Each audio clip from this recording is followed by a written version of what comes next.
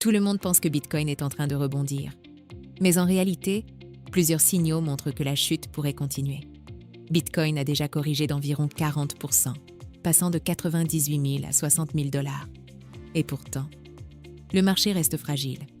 Aujourd'hui, 4 indicateurs importants convergent vers un risque de nouvelle baisse. Premier point. Depuis début février, Bitcoin évolue dans un canal ascendant. À première vue, ça semble positif. Mais en réalité, après un crash, ce type de structure est souvent un piège. Ce n'est pas un vrai retournement haussier. C'est souvent une simple pause, avant une nouvelle baisse. Le niveau clé à surveiller, c'est 66 400 dollars.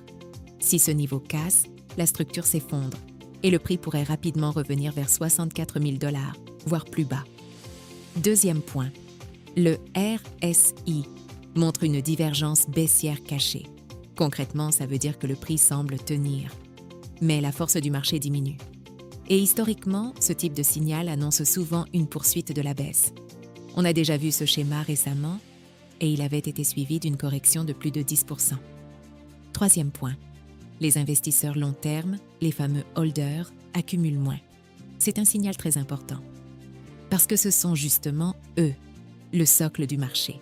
Quand leurs convictions diminuent, ça fragilise toute la structure. Même les plus convaincus commencent à hésiter. Et ça, c'est jamais un bon signe. Quatrième point, et c'est le plus dangereux. Il y a environ 3,5 milliards de dollars de positions longues autour des 64 000 dollars. Ça veut dire que beaucoup de traders sont positionnés à la hausse, avec du levier. Et si le prix descend jusque-là, ça peut déclencher un effet domino. Liquidations enchaînent, chute rapide, panique et encore plus de ventes. C'est exactement comme ça que les mouvements violents se produisent sur Bitcoin.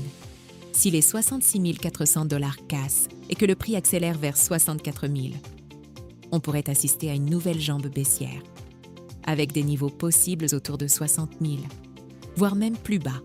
Le marché pense que le pire est passé.